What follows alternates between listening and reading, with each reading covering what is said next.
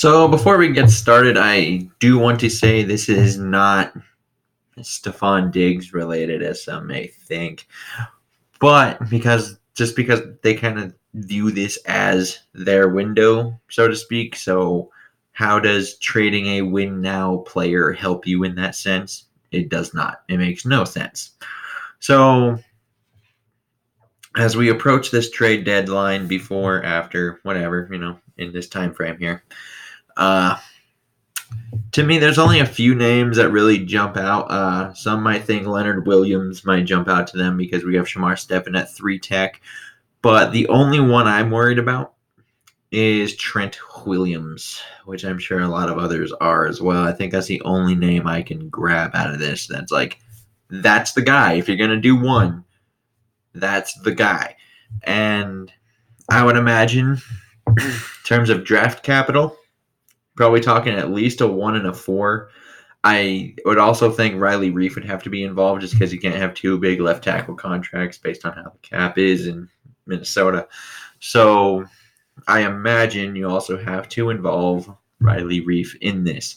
So according to Spot Track, I never know how to pronounce this one, but according to them, Riley Reef being when he's traded would incur a $2.3 million in dead cap, but it would create $9.4 million in savings. So net gain of $7.1 million.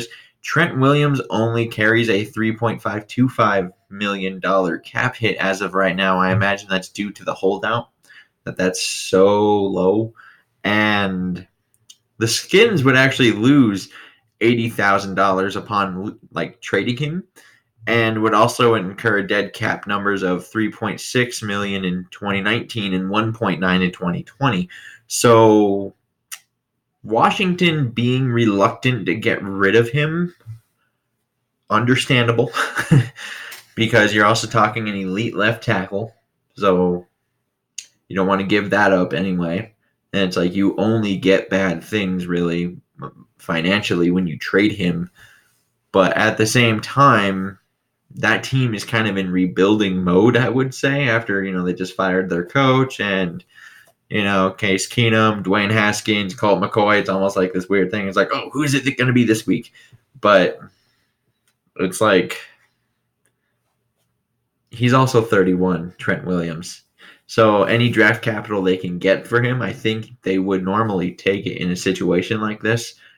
And, just Washington being Washington, that doesn't really go all that great usually.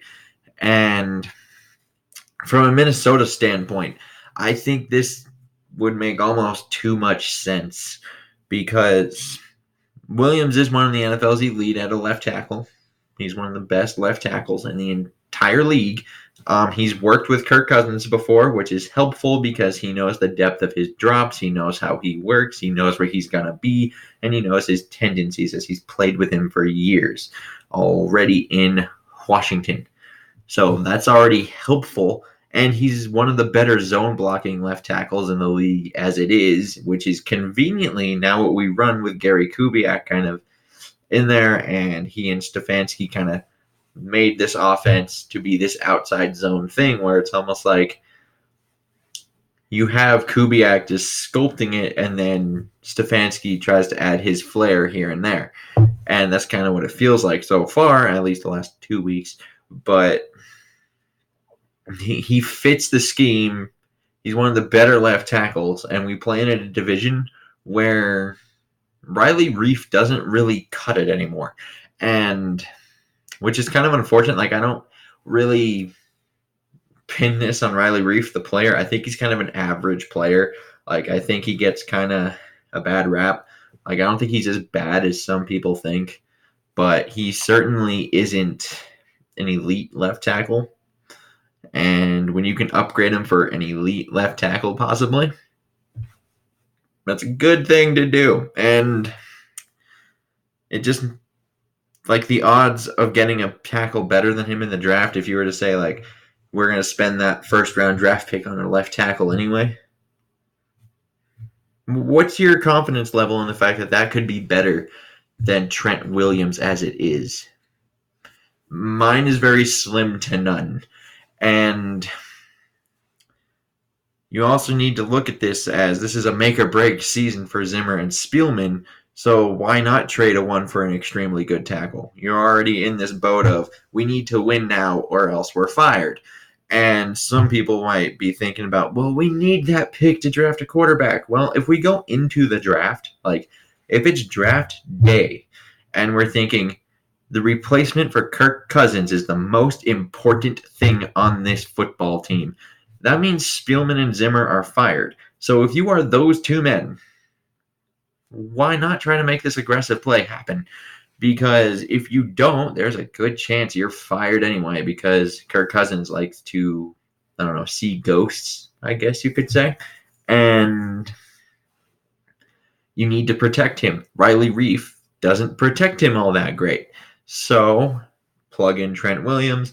All of a sudden, you have a line that looks like Williams, Elflein, Garrett Bradbury, who is getting better by the week and day, pretty much, it seems like now. After the last 2 weeks, have been really, really good.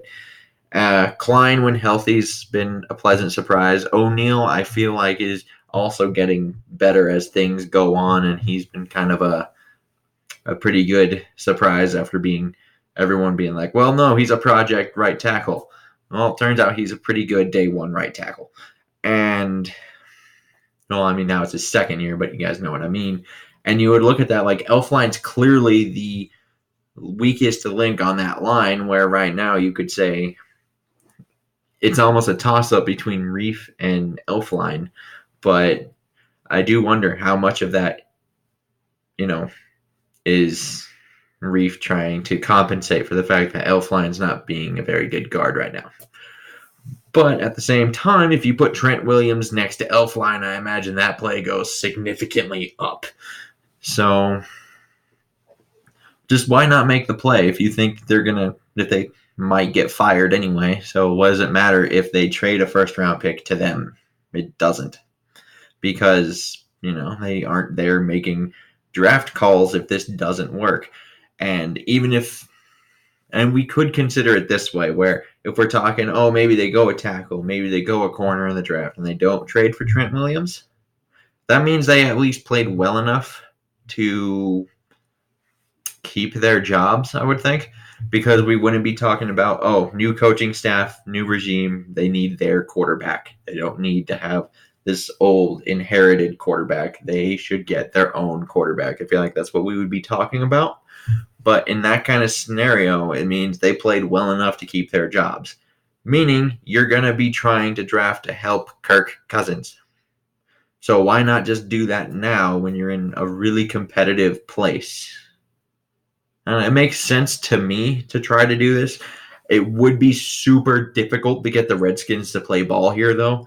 And I understand that they don't really like to do that. When they say they don't do this or they're not going to do something, they tend to not do it.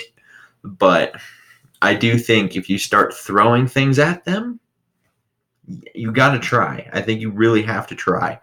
And I would like to know what your comments are down below. If there's anybody else that you guys think I should either make a video on or, just who you think we should trade for in general, or maybe even trade away. Who knows? But comments down below, liking, subscribing always helps. Until next time, I bid y'all adieu.